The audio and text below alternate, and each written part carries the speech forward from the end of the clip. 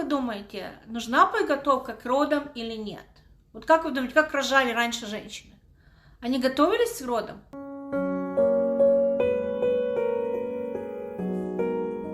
Нет, они даже не готовились к беременности.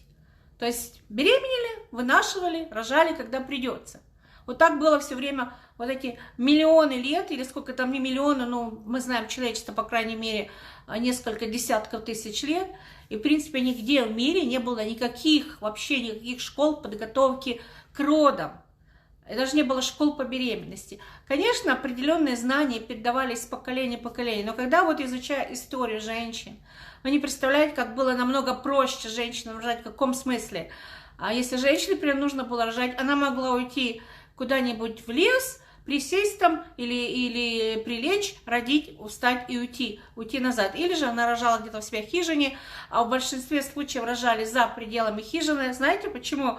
Потому что кровь, которая выделялась во время родов, она притягивает запах как раз, вот этих как бы животных, типа тигра, волков, медведей. Поэтому, чтобы не привлечь в хижину, где будет младенец, где будет женщина, где есть другая семья, именно таких вот дикие животные, обычно рожали за пределами хижины. Сейчас все рожают в хороших, нормальных условиях. Скажу, что когда я была беременна, это было 30 лет назад, да, уже 30 лет, представляете, у меня уже внуки есть.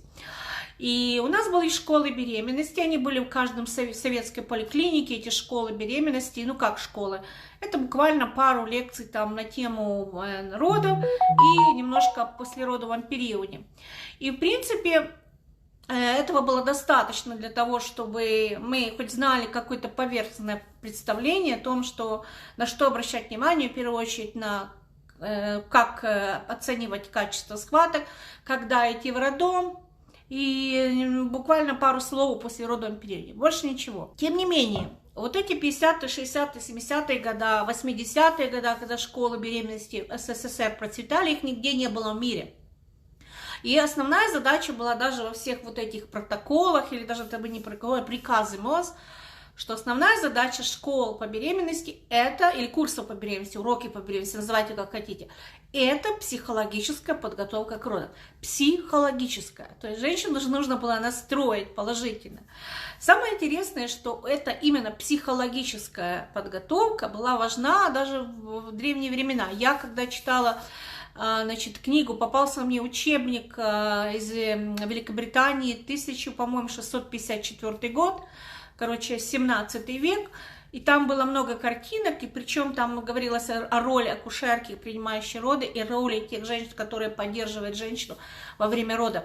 Так самое интересное, что было 2 человека, то есть должно было быть 2 помощницы у акушерки, не говоря же помощницы, которые помогают там принимать эти роды, но 2 помощницы, которые должны были стоять у изголовья женщины и говорить, какая она молодец, как все у нее хорошо, все там, то есть успокаивать, то есть отвлекать от того, что там происходит между ног. И это был 17 век. И, конечно, было важно, чтобы действительно рядом женщины находился человек, который ее поддержит. Поэтому не зря вернулись партнерские роды, не зря, как говорится, оказалось, что партнерские роды имеют колоссальный положительный эффект, хотя был период, когда против них были против, но на самом деле это важно.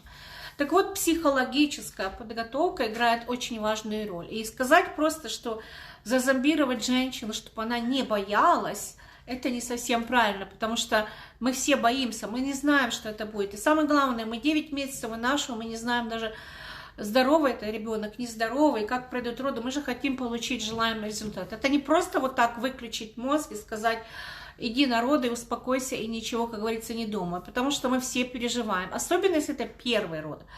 Вторые роды уже легче, третьи легче, и даже статистика показывает, что роды могут быть совершенно безболезненными. У меня, кстати, вторые роды были полностью безболезненными.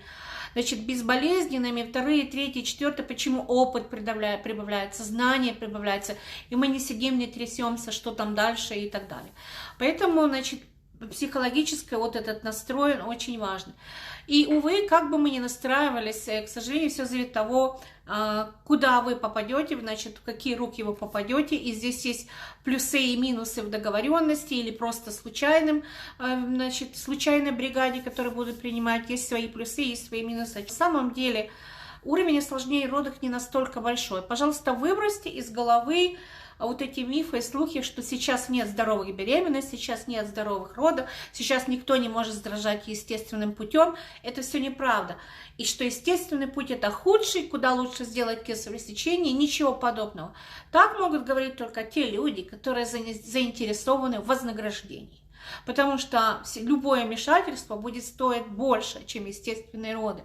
Поэтому, когда начинает настраивать женщину, что вот все плохо, плохо, плохо, и поэтому нужно срочно что-то делать, и кесарево сечение, это чаще всего результат того, что из вас хотят выкачать деньги. К сожалению, это встречается очень распространено. Постарайтесь все-таки настроиться положительно, что не вы первые рожали и будете рожать, и после вас еще будут рожать много женщин.